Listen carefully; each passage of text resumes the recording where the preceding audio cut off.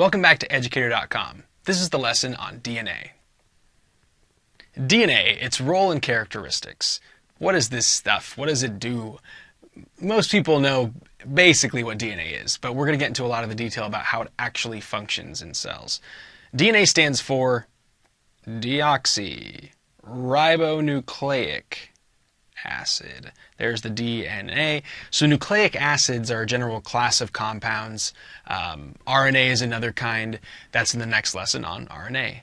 But DNA contains the instructions for life. It has the codes for how cells do everything, how they maintain homeostasis, how they function, how they physically are, and they're able to retain their functionality and form because of DNA. This, of course, is the substance that's copied and passed on to daughter cells when it divides. This is what keeps life going. That might seem like common knowledge now, and it is in the scientific community. But 60 years ago, that wasn't so common. All proteins that cells make can be traced back to the code in DNA. So really, DNA codes for protein. Proteins are so important in cells, very prolific in terms of what they do structurally and what they do chemically.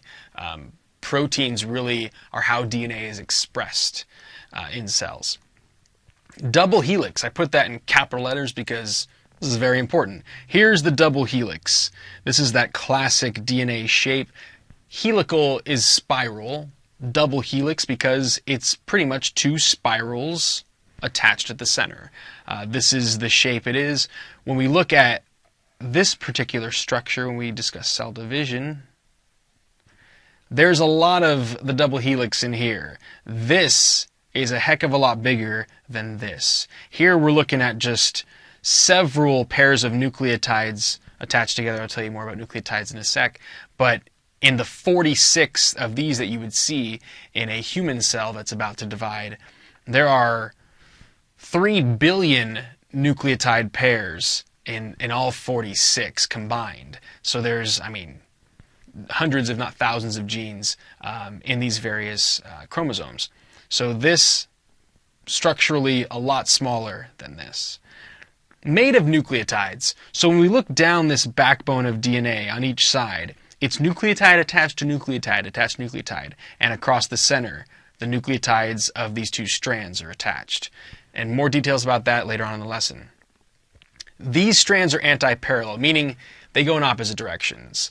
I'm making my arms parallel, but it's really like this in DNA. A better way to look at it is, got two pens here, two identical looking pens. This would be parallel. It's a mathematics term. I'm making them as parallel as I possibly can.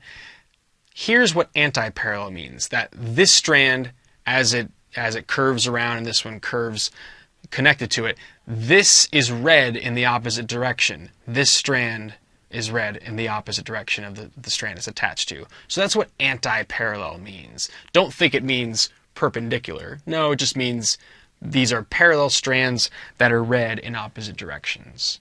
And there are terms for that directionality, 3' and 5' coming up later in the lesson.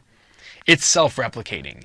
Enzymes that are naturally found in cells, and DNA actually codes for those enzymes, allow DNA to be copied. And as long as you have those little nucleotides available, they can be put next to the other strand and new strands can be made. And that has to happen before a cell divides.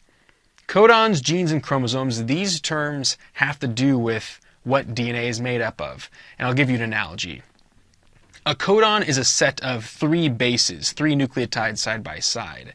And you find these in DNA and RNA. This is like a word in the genetic sentence.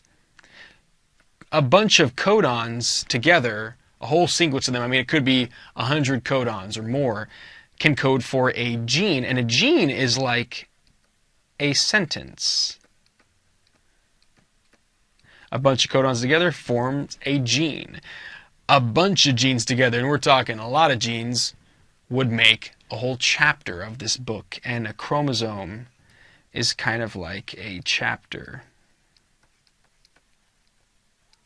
I actually read this really good book about DNA that is in 23 chapters. Surprise, surprise, because 23 is the haploid number for humans. 23 pairs equals our diploid number, 46 chromosomes.